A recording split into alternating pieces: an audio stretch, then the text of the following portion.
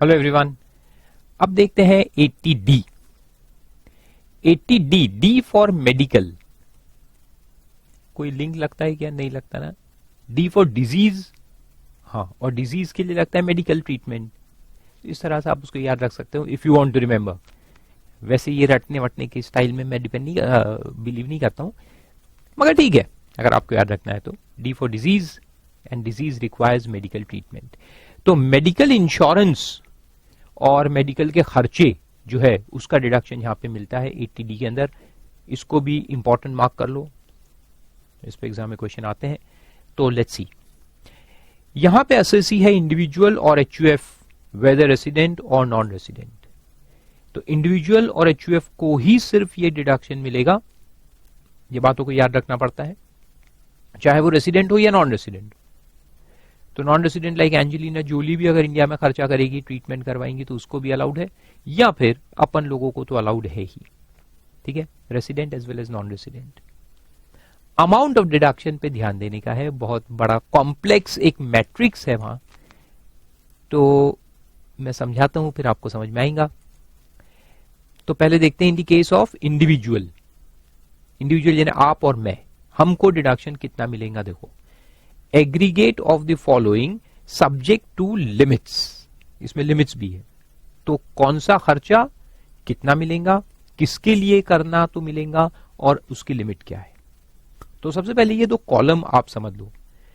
एक कॉलम है जहां असेसी खुद के लिए खर्चा करता है, या अपनी वाइफ या हस्बैंड के लिए यानी spouse, and dependent children, any children नहीं, डिपेंडेंट चिल्ड्रन,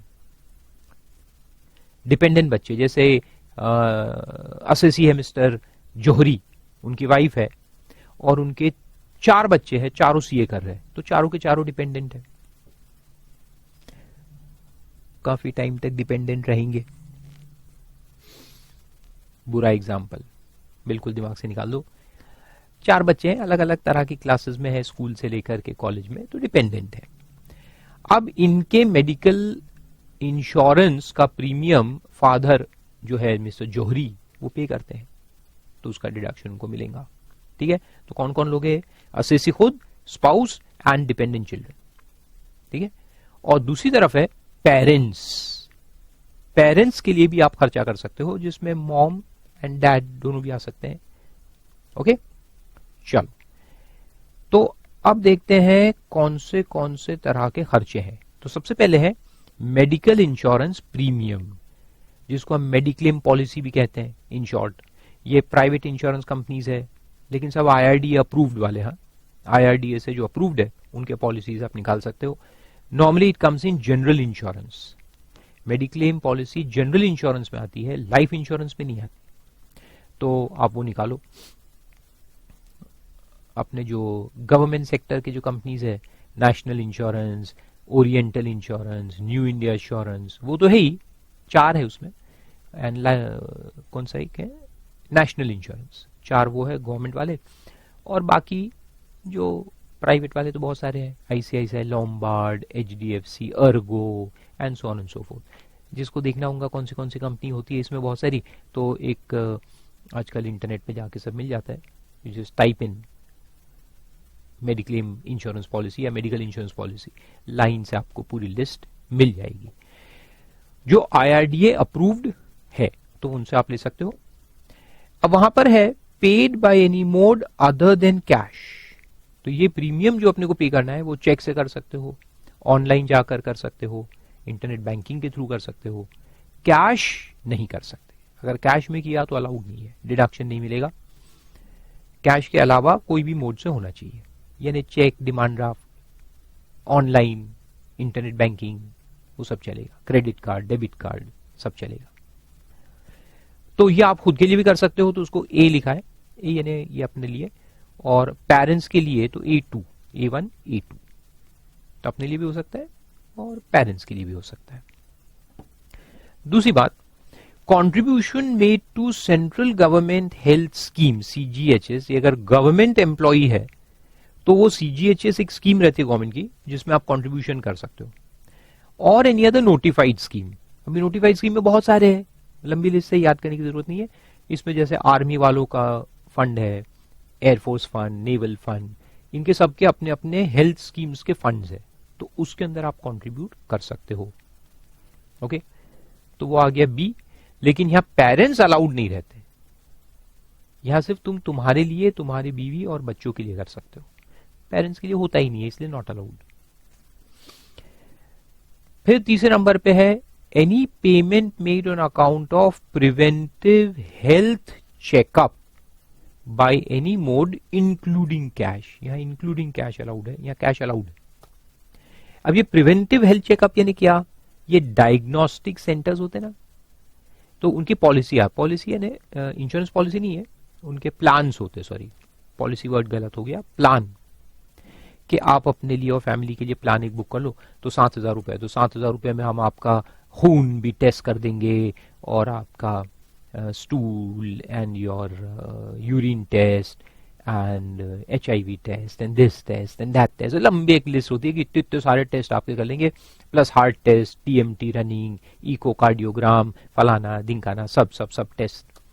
5,000 लोगे तो इतने टेस्ट, 3,000 में इतने टेस्ट, ऐसे आते हैं ना आजकल, लोग जाके कराते हैं। हर साल कराना चाहिए, एक बार अच्छा है, छुट्टी निकाल के जाने का, पूरी फैमिली को लेके सबका टेस्ट करवा लेने का, तो उसको कहते हैं preventive health checkup. Preventive health checkup, तो वो आप कराओ।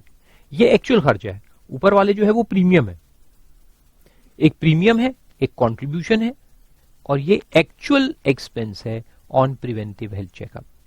तो अगर इस साल में हमने सब फैमिली मेंबर को लेके गए, फैमिली मेंबर में कौन कौन आएंगे, मैं खुद, वाइफ और डिपेंडेंट बच्चे, और उनका कराऊंगा। और इसका जो पेमेंट है, जो डायग्नोस्टिक सेंटर को मेरे को पे करना है, वो कैश भी हो सकता है, चेक से भी हो सकता है, ऑनलाइन भी हो सकता है, कैसे भी हो सकता है, ठीक है, एनी मोड। तो ये अपने लिए भी कर सकते हैं, पेरेंट्स का भी करा सकते हैं, पेरेंट्स का अलग, अपना अलग। अब ये जो दो है C1 प्लस C2, यानी मेरे वाइफ का, बच्चों का, और इधर पेरेंट्स का, सबको लेके गया और सबका करवा दिया, तो टोटल मिलाकर 5,000 ही क्वालिफाई होगा डिडक्शन के लिए।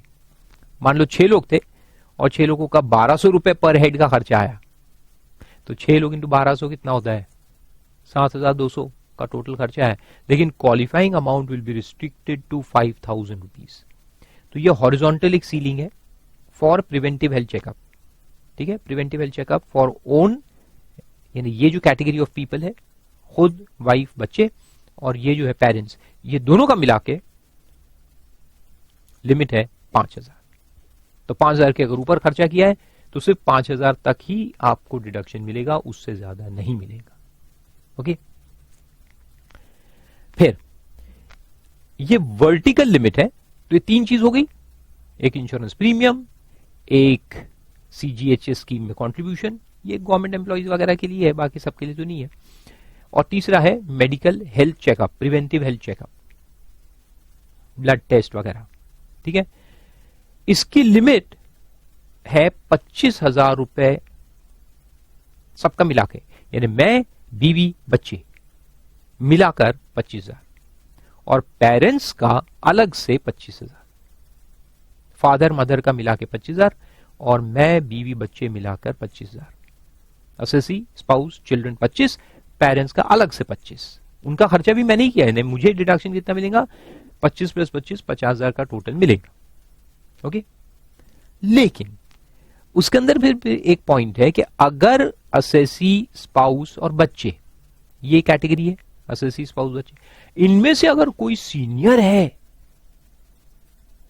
असेसी सीनियर है, यानी असेसी जो खुद है वो 62 इयर्स का है, सीनियर यानी 60 के ऊपर, 62 का है, वाइफ तो 58 की है, 58, और बच्चे 25-30 के आसपास, तो है 2 बच्चे, असेसी, वाइफ, 2 बच्चे, 4 लोग हैं, और दोनों बच्चे डिपेंडेंट है, और एक उसमें से सीनियर है।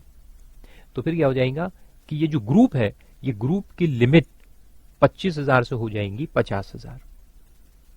लेकिन इसमें एक बात याद रखने की है कि ये पूरे ग्रुप की लिमिट 50,000 नहीं है, ये जो एडिशनल 25,000 है ना, वो सिर्फ वो सीनियर के लिए है। तो ये कैसे देखना, देखो मैं आपको समझाता हूं, ये बहुत इंपॉर्टेंट पॉइंट। अब इसको देखो समझ लो अच्छे से। ये असेसी है मिस्टर अभिषेक, नाम देता हूं तो आपको याद रहेगा, असेसी अभिषेक है जो कि खर्चा कर रहा है। वाइफ है ऐश्वर्या, वैसे एग्जाम्पल में अभिषेक खर्चा कर रहा है लेकिन एक्चुअल में तो ऐश्वर्या करती है, खैर जान लो। और बेटी है उनकी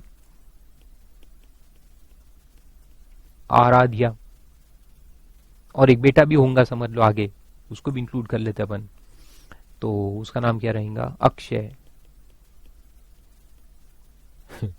होगा। अभी क्या मेरे को करना है, अभी देखो अभिषेक है मान लो 62 इयर्स का, मान के चलते हैं वाइफ है 56 इयर्स की, आराध्या है 25 साल की, और अक्षय 12 साल का। और ये दोनों डिपेंडेंट है, ये दोनों जो है वो डिपेंडेंट है अभिषेक के ऊपर। ठीक है, अब देखो क्या होगा। खर्चा किया है ये सब मिला के ए बी सी, वैसे जो प्राइवेट वाले लोग हैं तो बी तो आएगा नहीं, सेंट्रल गवर्नमेंट हेल्थ स्कीम इनको नहीं लगता, तो ए प्लस सी आएगा। ए में आएगा insurance premium, medical insurance premium paid during the year, और सी में आएगा तुम्हारा प्रिवेंटिव हेल्थ चेकअप अगर करवाया है तो चलो लेते हैं। तो इनका टोटल खर्चा ए प्लस बी प्लस सी मिलाकर अभिषेक का है 12,000, ऐश्वर्या का 16,000, आराध्या का 13,000 और अक्षय का 8,000। ये टोटल एक्सपेंस है ए प्लस बी प्लस सी एक्चुअल। अब कितना डिडक्शन देंगे अपन अभिषेक को, असेसी को, तो देखो उसको कैलकुलेट कैसे करना है उसका तरीका बताता हूं ताकि आप सिंप्लिसिटी में करेंगे कैलकुलेट और गलतियां भी नहीं करेंगे। जो सीनियर है ना उसको छोड़ दो, पहले जितने जूनियर है ना उनको देखो। तो जूनियर में कौन है, ऐश्वर्या, आराध्या, अक्षय, 60 से कम यानी जूनियर, तो ये 3 जूनियर है। इन तीनों का जो टोटल खर्चा है उसको लिमिट लगा दो 25,000 की, तो इनका टोटल कितना हो रहा है, 25 से ऊपर जा रहा है ना, दिख ही रहा है 25 से ऊपर, कैलकुलेट करने की जरूरत नहीं, 25 के ऊपर जा रहा है, तो इसको लिमिट कर देंगे 25,000 पे। ठीक है, इसको 25 की लिमिट, फिर ये 25 जो क्वालिफाई होगा उसमें ये 12,000 जो अभिषेक का है वो ऐड करेंगे, यानी ये, और ये जो टोटल है ये अभी कितना जा रहा है, 37,000, 37,000 जा रहा है, तो 37,000 का डिडक्शन देंगे। और अगर ये मिला के 50,000 से ऊपर हो गया तो फिर उसको मिलाकर रोक देंगे 50,000। तो यहां 37 है तो 37 तो 50,000 से कम है, इससे डिडक्शन मिल जाएगा। ठीक है, so what you have to do is primarily कि एकाध उसमें सीनियर है और बाकी जूनियर्स है, या एक से ज्यादा भी सीनियर हो सकते हैं, they can be father mother both senior and बच्चाज जूनियर, ऐसे भी हो सकते हैं। तो सीनियर्स एंड जूनियर्स दो आएंगे। तो पहले जूनियर्स का जो खर्चा है उसको लगा दो लिमिटेड टू 25,000, फिर सीनियर का जो एक्चुअल खर्चा है उसको ऐड करो, और ये जो लिमिटेड और ये जो एक्चुअल खर्चा है ये दोनों को मिलाकर फिर लिमिटेड टू 50,000 हो गया। स्टेप वाइज करने का तो गलतियां होंगी नहीं, पहले जूनियर्स का ऐड करो और उसको 25,000 पे लिमिट कर दो, फिर वो जो लिमिट कर दिया उसमें सीनियर का ऐड करो और उसको 50 पे लिमिट करो। This is the sequence that you will follow. देखो और एक एग्जांपल लेता हूं कि सीनियर्स का 30,000 खर्चा हुआ और जो जूनियर्स थे फैमिली में उनका सिर्फ 12,000 का खर्चा है। अब एक गलती मत करना, वो एक एग्जांपल से मैं समझाता हूं आपको, कि मैंने कहा ना कि एडिशनल 25 जो है, बाकी सबका तो 25 है, फिर उसके ऊपर 50, तो एडिशनल 25 इज फॉर सीनियर्स। इसका मतलब ये नहीं है कि सीनियर की लिमिट 25 की है, ये गलती कभी मत करना। सीनियर की इंडिविजुअल लिमिट 25 की नहीं है, सीनियर की लिमिट तो 50 की है और इनको मिलाकर भी 50। तो वैसा गलती से कभी मत सोच लेना कि सीनियर को 25 पे लिमिट करेंगे, नो, जूनियर को 25 पे लिमिट करेंगे। तो ये तो 12 है तो 12 तो पूरा आ जाएगा। और फिर ये 12 और ये 30 मिलाकर 50 पे लिमिट करेंगे, लेकिन 50 से कम है, 42 ही है, इसलिए पूरा 42,000 का डिडक्शन अपने को मिल जाएगा।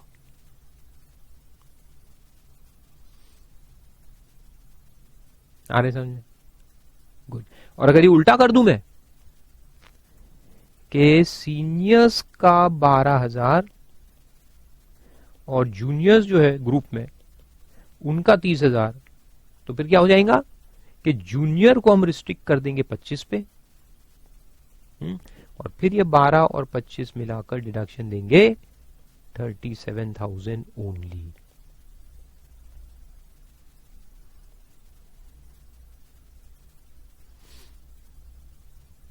आ रहा है सामने? Very good. तो पहले क्या करना है, जूनियर्स जितने भी उनको ऐड करके तीनों खर्चे जो है वो ऐड करके जूनियर्स के एग्रीगेट में 25 पे रोक देना, फिर सीनियर का ऐड करना और देखना 50 से नीचे के ऊपर है, नीचे है तो अलाउड, 50 के ऊपर जा रहा है तो रिस्ट्रिक्टेड टू 50,000। सेम अपने को पेरेंट्स में भी करना है, सेम टू सेम पेरेंट्स में भी करना है। तो पेरेंट में मॉम डैड है, अब मॉम डैड में हो सकता है कि डैड सीनियर हो और मॉम जूनियर हो, तो अगर एक सीनियर एक जूनियर है तो फिर ये फंडा लगाएंगे। दोनों सीनियर है तो फिर फंडा लगाने की जरूरत नहीं है, दोनों सीनियर है तो क्या करना है, पूरा ऐड करना और 50,000 की लिमिट लगा देना, दैट्स इट। सब सीनियर है तो कोई प्रॉब्लम ही नहीं है, सब जूनियर है तो लिमिट 25, सब सीनियर है तो लिमिट 50, उसमें दोनों में प्रॉब्लम नहीं है। सारे के सारे जूनियर सबको मिलाओ 25, सब सीनियर है सबको मिलाओ 50, कुछ सीनियर और कुछ जूनियर है तो फिर ये फंडा लगाने का है। Got it? Simple, very good. अब ये और वो 5,000 उसको भी अगर ऐड करके बताऊं तो देखो क्या होता है। तो यहां पे असेसी था, वाइफ थी, तो असेसी का खर्चा है मान लो मेडिकल का। अच्छा एक मिनट रुको, यहां लिखता हूं असेसी, वाइफ, डिपेंडेंट सन, फादर, मदर। अब अच्छे समझ लो। हाँ, तो पहले इंश्योरेंस प्रीमियम, तो इंश्योरेंस प्रीमियम का पेमेंट हुआ है इनका, असेसी का हुआ है इंश्योरेंस प्रीमियम 12,000 का, और सब जूनियर है मान लो, फादर मदर सीनियर है, असेसी सीनियर है, वाइफ जूनियर है, डिपेंडेंट सन जूनियर है। चलो प्रॉब्लम इज सॉल्व। सब बहुत बड़ा प्रॉब्लम ले लेते हैं अपन एक साथ, सब समझ में आ जाएंगे। Assessee senior, wife junior, dependent son of course junior, and father senior mother senior. Assessee senior है तो ऑब्वियसली फादर मदर सीनियर ही होने वाले। ओके 12,000। वाइफ का है 15,000 और सन का है 2,000। फादर का है 16,000, मदर का है 20,000। इसके अलावा हेल्थ चेकअप का खर्चा हुआ है, हेल्थ चेकअप जो उन्होंने करवाया, प्रिवेंटिव हेल्थ चेकअप, उसका एक्चुअल पेमेंट 3,000, 1,000, 2,000, 1,500, 2,000। ओके, तो अब देखो डिसाइड कैसे करना कि किसको कितना डिडक्शन मिलेगा। तो एक तो ये ग्रुप एक हो गया और ये दूसरा ग्रुप हो गया। अब ये ग्रुप में दोनों सीनियर है, तो पहले तो ये जो हेल्थ चेकअप है ये अपने आप में 5,000 पे लिमिट होने वाला है, 5 के ऊपर मिलेगा नहीं, इतना सारा खर्चा मिलेगा नहीं, सिर्फ 5 मिलेंगे। और इस तरह से जो हम कैलकुलेट करेंगे ये टोटल मिलाकर इनका जाएगा 50,000 तक, 50,000 तक जाएंगे। और यहां कितना जाएगा, ये दोनों का मिला के 25 पे रिस्ट्रिक्ट करना है, फिर इसका जो भी आएगा वो मिला के 50 पे रिस्ट्रिक्ट करना है, ऐसा भी है। तो इन दोनों का जो वर्टिकल में लिमिट आएगा मिलाकर वो 25 आएगा, फिर इसका मिला के 50 और ये दोनों का मिला के 50। तो 5 कहां लेना ये अपने को डिसाइड करना है। तो देखो इनका जो यहां पर है 20 और 16 ही है, 36,000 है, उनके पास 14,000 और अवेलेबल है, 14,000 और है तो ये 2 और 3.5 हम ले सकते हैं, कोई लिमिट में नहीं फंस रहा, कोई लिमिट में नहीं फंस रहा ना, तो आप ले लो। तो ये दोनों का मिलाकर अपन कितना ले लेंगे, 3,500 ये, और 20 और 16 तो कितना आता है 36,000 प्लस 3.5, 39,500 टोटल आता है, 50,000 से कम है, फुल डिडक्शन अलाउड। ठीक है, तो मैंने 3.5 यहां यूज कर लिया इसका, तो अब मेरे पास 1500 बचा है, तो इन तीनों का मिला के अब मेरे को 1500 ईच मिलेगा। तो वो 1500 फिर कहां लेना है, इन दोनों का लेना कि इसका लेना, वो डिपेंड करता है। तो इन दोनों की मिला के लिमिट जो है ये 25,000 पे लिमिट होने वाली है, और इनका अगर ये देखो तो 15 और 2 17 तो यहां हो गया, ठीक है 17 हुआ है, 25 में काफी डिफरेंस है, तो अपन यहां पे भी ले सकते हैं 1500। लेकिन अगर मान लो कि ऐसा क्वेश्चन आ गया कि ये दोनों पकड़ के 25 के ऊपर हो रहा है, तो फिर ये तो वैसे भी नहीं मिलने वाला, तो इसको छोड़ दो, फिर जो बचा हुआ इसका 1500 है वो यहां ले लो, क्योंकि इसकी लिमिट अभी काफी बाकी है। तो इस तरह से उसको सोच करके प्रॉब्लम टू प्रॉब्लम डिसाइड करना पड़ता है। तो मैं चलो सन है ना, इसका 20,000 कर देता हूं, तो फिर आपको समझ में आएगा। तो देखो अब 15 और 20 या 35 हो गया, लेकिन 35,000 तो 25 पे पहले ही रिस्ट्रिक्ट होने वाला है, तो ये दोनों का डिडक्शन तो वैसे भी नहीं मिलने वाला, this is of no use, क्योंकि यही मिला के देखो हो गया, तो इसलिए यहां नहीं लेंगे। तो 3500 इधर ले लिया, अब जो 1500 बचा वो फिर इसमें से लेंगे, तो ये 3,000 कट करके यहाँ 1500 का डिडक्शन मिलेगा।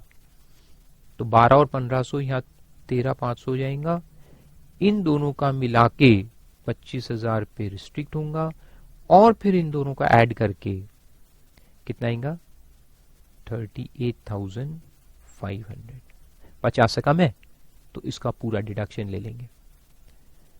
तो 38,500 एंड 39,500 इस तरह से total deduction under section 80D कितना हो जाएगा 78,000। आया समझ में?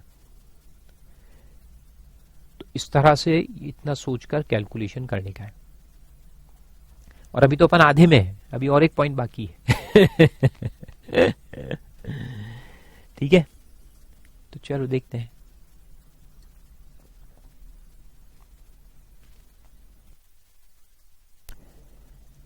तो वापस आओ, ठीक है। तो ये लिमिट समझ में आ गई 25,000 but increase to 50,000 if any one of them is senior. Good, one or more of them are seniors.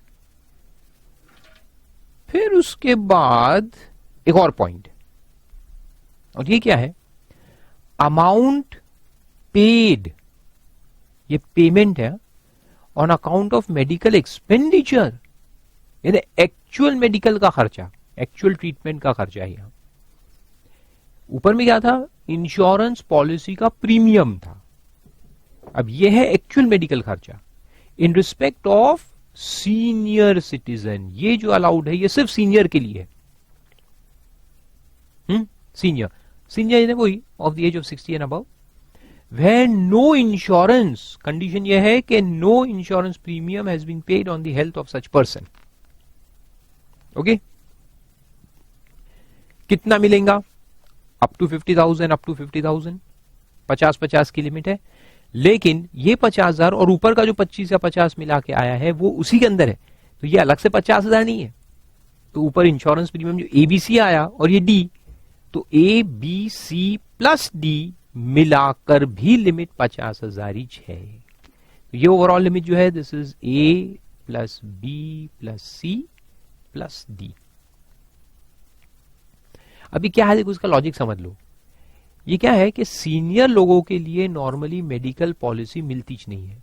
आजकल कंपनी जो है तो अभी अभी तो शुरू किया है, तो भी 70 साल तक कवर करते हैं। एक बार इन्हें 70 साल का हो गया तो फिर उसको मेडिकल पॉलिसी मिलती नहीं। पुरानी पॉलिसीज है तो चलेंगी, लेकिन नई पॉलिसी मिलती नहीं। मेरे को ही मेरे मॉम डैड के लिए करवानी थी, लेकिन वो 80s में है तो उनको मिलती नहीं है। प्रॉब्लम क्या है कि इतने ओल्ड हो जाते हैं कि फिर उसमें बहुत सारे खर्चे लग जाते हैं ना, तो मेडिकल कंपनी को नुकसान होता है, इंश्योरेंस कंपनी को, तो इसलिए वो देते नहीं है। मेडिकल पॉलिसीज मिलती नहीं है।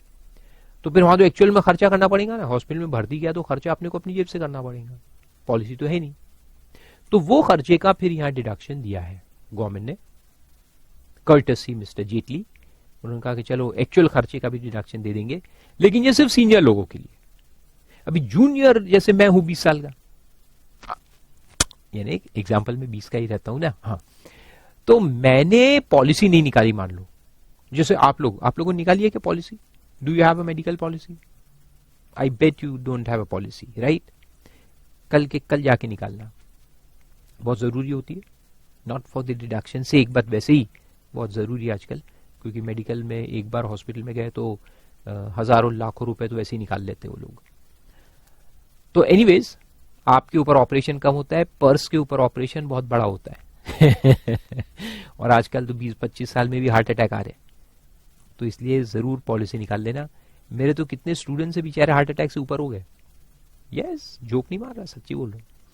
कितने सारे 10-12 नाम तो मेरे को ही याद है, अभी उससे ज्यादा हुए होंगे तो मालूम नहीं। तो ऐसा है, मेरे को तो आता ही नहीं, मालूम नहीं क्यों नहीं आता बोलते इस आदमी को क्या हार्ट अटैक देने का, कोई काम का नहीं है, ऊपर बेकार है, इसको नीचे ही रखो।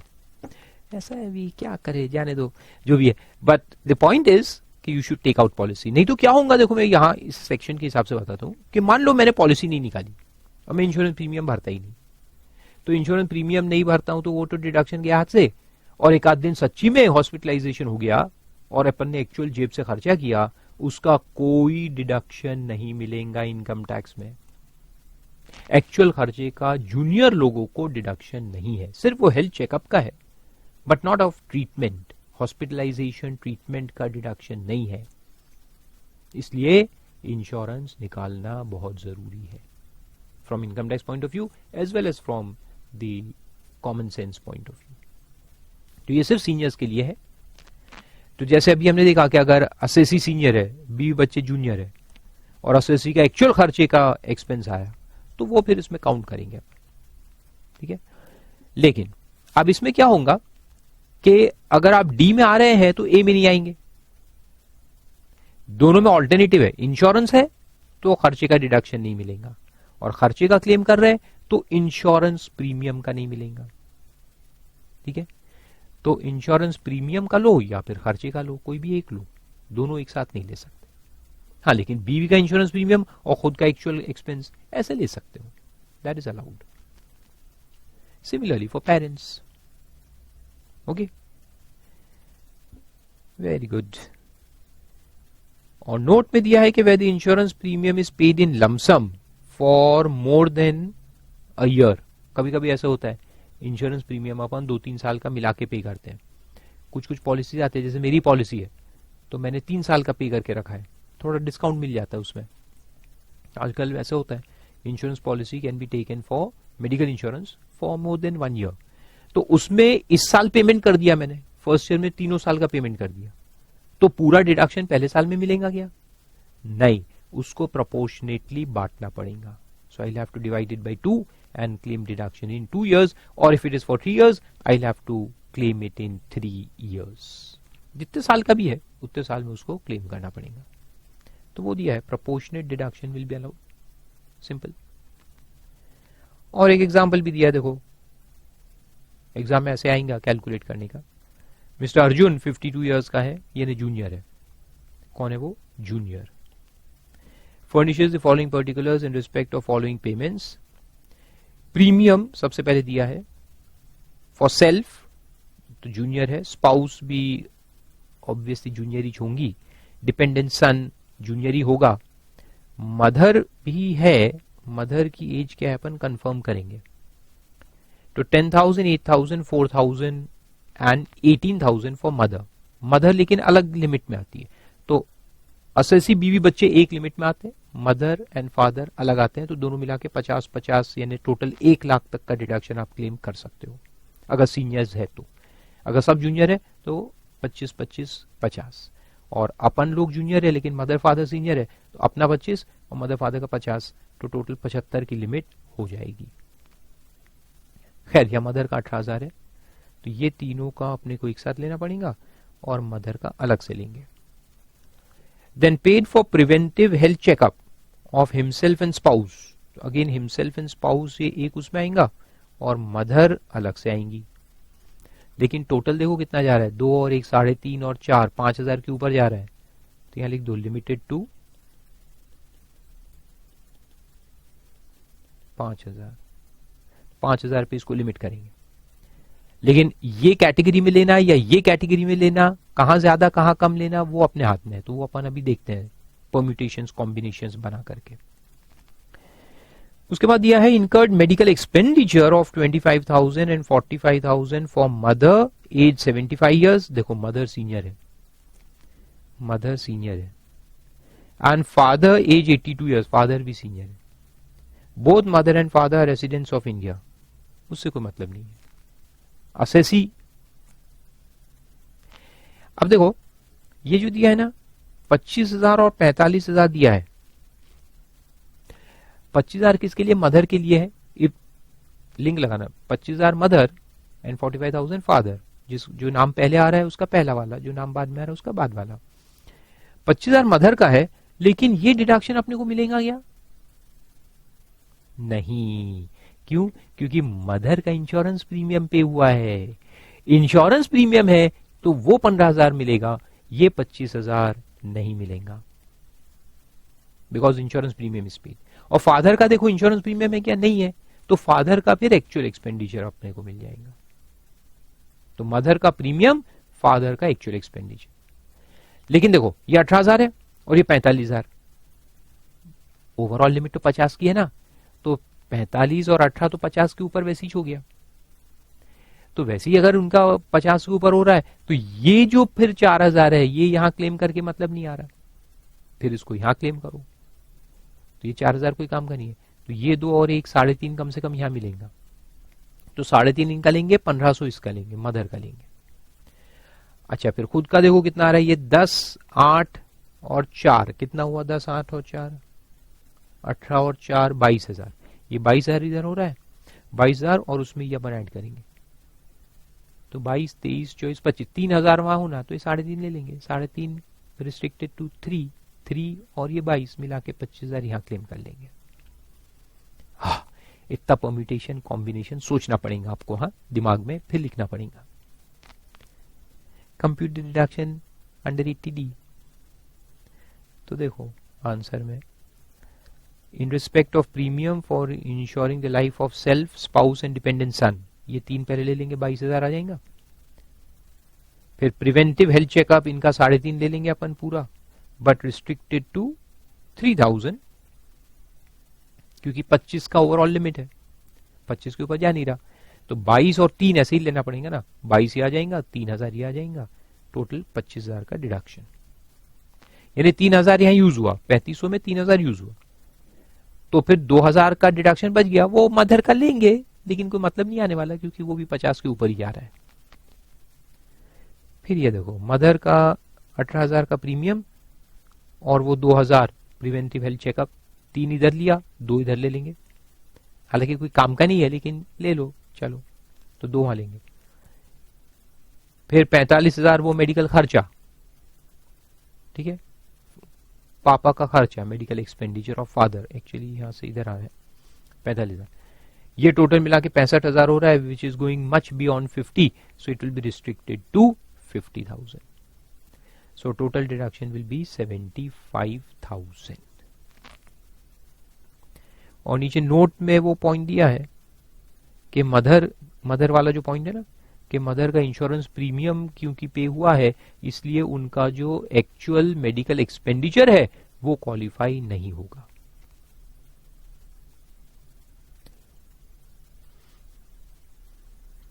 ठीक है,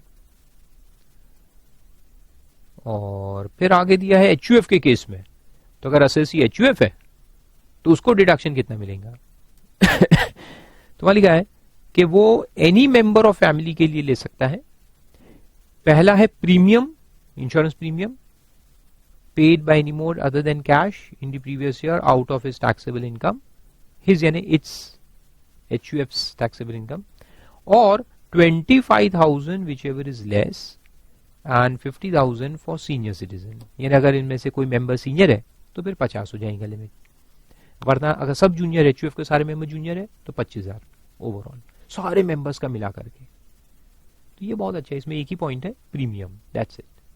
no health checkup expense, no CGHS and no actual expenditure, सिर्फ प्रीमियम, लिमिटेड टू 25,000। अच्छा है, गुड। तो ये 80D है। फिर उसी लाइंस पे दो है, ये भी मेडिकल से रिलेटेड है, 80DD करके एक है, maintenance including medical treatment of dependent who is a person with disability.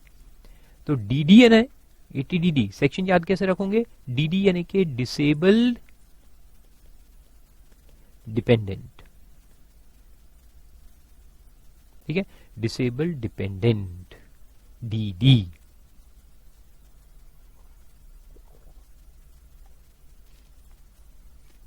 तो आपकी फैमिली में कोई भी है जो आपके ऊपर डिपेंडेंट है और वो डिसेबल्ड पर्सन है, तो उसके लिए आपको डिडक्शन दिया जाएगा। कितना डिडक्शन, तो देखो 80 इंडिविजुअल एचयूएफ होते हैं who is a resident of India. यहां रेसिडेंट का कंडीशन है, ये याद रखना है, थोड़ा सा रट लेना कि कौन सा सेक्शन किन लोगों के लिए है, और वो रेसिडेंट होने चाहिए कि रेसिडेंट नॉन रेसिडेंट दोनों चलेंगे। All this points have to be remembered, क्योंकि सिंपल मिस्टेक नहीं तो हो जाएंगे एग्जाम में। वहां पे दिया है कि एसएससी नॉन रेसिडेंट है और उसके ऊपर एक डिसेबल्ड उसका फैमिली मेंबर है जो डिपेंडेंट है, और आप मस्त से डिडक्शन देके आ जाओगे तो 0 हो जाएंगे मार्क्स। तो इसमें समझाने का बिल्कुल कुछ पॉइंट नहीं है, but you have to remember. Okay, very good. Nature of expenditure क्या है, तो एसएससी ने खर्चा किया है ड्यूरिंग द प्रीवियस ईयर, किस चीज के ऊपर, medical treatment including nursing, training, rehabilitation of a dependent being a person with disability, or paid or deposited any amount under a scheme framed in this behalf by LIC or any other insurer or UTI for maintenance of dependent with disability। यानी उनके लिए कोई policy भी होंगी, disable dependent policy भी रहती है, तो वो पॉलिसी का या तो आप प्रीमियम पे करो या एक्चुअल खर्चा करो। तो ये आपने किया है, तो अगर आप ये खर्चे करते हो तो आपको डिडक्शन मिलेगा कितना, फिक्स्ड सम ऑफ 75,000। अब ये इंटरेस्टिंग है, आपने खर्चा करना है, कितना किया उससे कोई मतलब नहीं है। आपका खर्चा 75,000 से कम भी हो सकता है, 75,000 से ज्यादा भी हो सकता है, उससे अपने को कोई लेना देना नहीं है।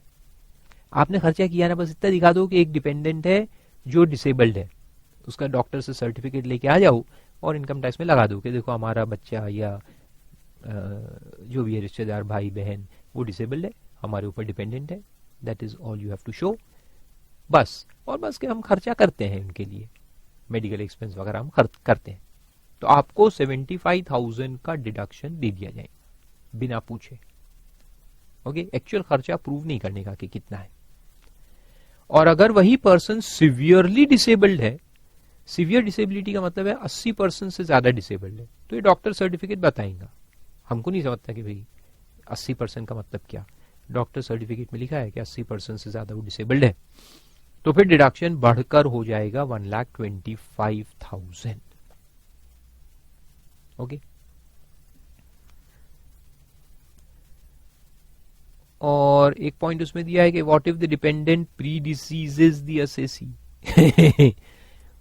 अब देखो ये पॉलिसी वगैरह जो हम निकालते हैं ना, तो इसका फंडा क्या है कि एक्चुअली ये पॉलिसी होती है मेरे लाइफ पे, मेरा एक रिश्तेदार डिपेंडेंट है मेरे पर और डिसेबल्ड है, तो मान लो कि अपना बच्चा ही है, तो अपन ये सोचते ना यार मैं मर जाऊंगा तो मेरे बेचारे रिलेटिव डिपेंडेंट जो है मेरे ऊपर डिसेबल्ड, उसको कौन पालेगा आगे, उसका ख्याल कौन रखेगा, तो इसलिए मैं पॉलिसी निकालता हूं। पॉलिसी मेरे लाइफ पे होती है जिसका बेनिफिशियरी वो डिसेबल्ड डिपेंडेंट होता है, so that is called as policy for the benefit of disabled dependent. तो ठीक है, तो अगर जैसे प्लानिंग था वैसे हुआ, मैं मरा और मेरे लाइफ इंश्योरेंस का पैसा मिला, किसको मिला, डिपेंडेंट को मिला, रिलेटिव जो है अपना डिपेंडेंट डिसेबल्ड उसको मिला, तो वो एग्जेम्प्ट रहता है। मगर उल्टा हो गया, ये पॉलिसी तो हमने निकाली कि हम मरेंगे तो पैसा उसको मिलेगा, लेकिन उल्टा हो गया, वो बेचारा जो है डिसेबल्ड डिपेंडेंट वो पहले गुजर गया और हम जिंदा ही रहे, तो वो पॉलिसी मैच्योर हो जाएंगी और पैसा हमको मिलेगा वापस, क्योंकि वो बेनिफिशियरी नहीं रहा ना, तो पॉलिसी फिर अपने को मिल जाएगा। तो वो पॉलिसी का पैसा जो हमको मिलेगा वो होगा टैक्सेबल। याद रखो, that policy amount is taxable. ये हमने वहां भी स्टडी किए थे? नहीं किए थे कहीं, अभी कर रहे तो चलो। लेकिन आपको मालूम है कि लाइफ इंश्योरेंस से मिला हुआ पैसा वैसे एग्जेम्प्ट होता है। Life insurance policy money is exempt, but in this case it is taxable. जैसे की मैन इंश्योरेंस का पैसा टैक्सेबल होता है, वैसे ये है, ये टैक्सेबल में आता है। तो वो दिया है, if assessee predeceases the dependent person predeceases the assessee, the amount equal to the amount paid or deposited under clause B shall be deemed to be the income of the assessee of the previous year in which such amount is received by the assessee। तो जितना deposit हमने किया था और deposit का deduction लिया था, deduction तो वैसे डिपॉजिट का एक्चुअल नहीं मिलता, डिडक्शन तो एड हॉक है, लेकिन ऐसे ही मानते ना कि भाई डिपॉजिट किया इसलिए डिडक्शन है। तो जितना डिडक्शन हमने लिया हुआ है, यानी जितना पैसा डिपॉजिट किया हुआ है, वो पूरा टैक्सेबल हो। एंड फाइलिंग ऑफ सर्टिफिकेट एक अमाउंट दिया है। अच्छा, इसका एक एग्जांपल मैं आपको दे देता हूं। अगर अमाउंट डिपॉजिटेड हमने जो किया है इन दी स्कीम, जो प्रीमियम डिपॉजिटेड है वो अभी तक का 10 लाख रुपए है इतने सालों में, और जो अमाउंट मिला, amount received out of the policy is 15 lakhs, और ज्यादा ही मिलता है क्योंकि पॉलिसी में तो एड ऑन होके भी मिलता है ना, इंटरेस्ट वगैरह एड ऑन होके बाद में मिलता है। तो टैक्सेबल कितना होगा? टैक्सेबल होगा 10 लाख। ये जो 10 लाख है ये होगा टैक्सेबल, और उसमें जो इनकम आ रही है वो टैक्सेबल नहीं है, वो exempt. Only the amount deposited will become taxable. और सर्टिफिकेट यानी वही डॉक्टर का सर्टिफिकेट देना पड़ता है, डिपेंडेंसी, अब डिपेंडेंसी बोलता हूं, डिसेबिलिटी का सर्टिफिकेट। और डिपेंडेंट का डेफिनेशन भी दिया है कि डिपेंडेंट में कौन कौन आएगा।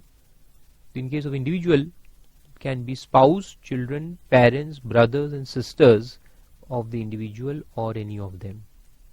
और एनी ऑफ देम यानी स्पाउस के भाई बहन भी आएंगे, brothers and sisters of individual और एनी ऑफ देम यानी इंडिविजुअल के भाई बहन, स्पाउस के भाई बहन, चिल्ड्रन के भाई बहन तो अपने ही बच्चे आएंगे, पेरेंट्स के भाई बहन, चाचा चाची वगैरह भी आएंगे। चाची नहीं आएंगी, चाचा एंड मामा वगैरह। And in case of HUF, any member of the HUF।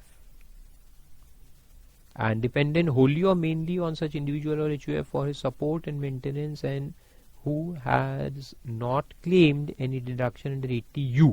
ये भी इंपॉर्टेंट है। ये जो डिपेंडेंट पर्सन खुद है, अब देखो मैं समझाता हूं इसका लिंक। 80U सिमिलर सेक्शन है, उसमें भी सेम डिडक्शन है 75,000 और 1,25,000, लेकिन वो जो डिसेबल्ड पर्सन है उसको खुद को है। तो लिंक कैसे है कि अगर डिसेबल्ड पर्सन खुद अपनी रोटी कमाता है, अपनी इनकम कमाता है, ऐसा डिसेबल्ड हुआ तो क्या हुआ, आजकल बहुत डिसेबल्ड अपनी मेहनत करते हैं और पैसे कमाते हैं। So if he has his own sources of income, then who will get deduction? He will himself get the deduction. तो वो अगर खुद डिडक्शन क्लेम कर रहा है डिसेबल्ड पर्सन, तो फिर ये माँ बाप उसका डिडक्शन क्लेम नहीं कर सकते, यानी 80DD विल नॉट अप्लाई। और अगर वो डिसेबल्ड पर्सन के कोई सोर्सेज ऑफ इनकम नहीं है तो वो 80U क्लेम नहीं करेगा। अगर वो 80U क्लेम नहीं कर रहा तो फिर यहां माँ बाप वगैरह जो है, भाई बहन, ये क्लेम कर सकते हैं। आए समझ में? तो ऐसा है। और फिर उसके बाद DDB है, मेडिकल ट्रीटमेंट। तो इसमें क्या बोलता है? Individual HUF resident of India, assessee shall during the previous year actually pay any amount for the medical treatment of such diseases or ailments as may be specified in the rules। इसको कहते हैं serious diseases like cancer, AIDS, heart attack वगैरह वगैरह, kidney failure, ये इसमें आता है। ठीक है। और किसके लिए पे करना है आपको? हिमसेल्फ, अगर इंडिविजुअल है तो himself, spouse, children, parents, brothers, sisters of the individual or any of them dependent wholly or mainly on the individual और HUF है तो एनी मेंबर डिपेंडेंट होली और mainly on the HUF for support and maintenance. तो ये serious diseases जो है, rule 3B है इसका इनकम टैक्स में, उसमें स्पेसिफाइड है, पढ़ने की जरूरत नहीं है, बहुत सारे आधे से ज्यादा मेडिकल टर्म्स है, समझ में नहीं आएंगे। तो इसमें डिडक्शन कितना है, जूनियर है तो 40,000 या actual expenditure which ever is less, यानी 40 की लिमिट है। और सीनियर है, जूनियर सीनियर यानी असेसी जूनियर सीनियर नहीं, जो बीमार है वो जो बीमार है उसका देखते हैं जूनियर सीनियर। सीनियर के लिए पे किया तो फिर 1 लाख की लिमिट है, एक्चुअल अमाउंट पेड और up to 1 lakh whichever is less. Simple है ये सीरियस डिजीजेस के लिए, and this is in addition to 80D। हाँ, 80D अलग है और ये अलग है, तो D के अलावा है, यहां लिख दो आप, इन एडिशन टू सेक्शन 80D।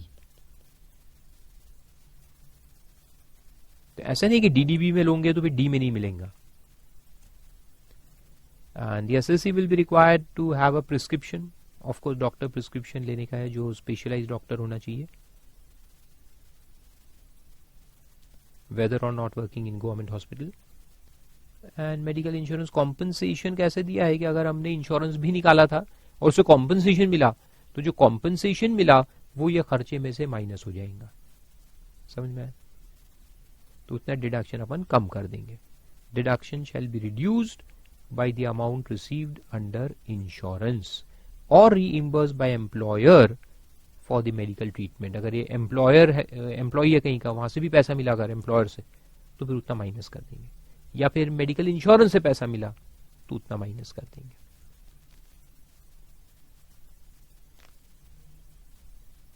तो ऐसे ये 3 सेक्शंस मेडिकल से रिलेटेड है। ओके, यहां से फिर अपन अगले लेक्चर में कंटिन्यू करेंगे।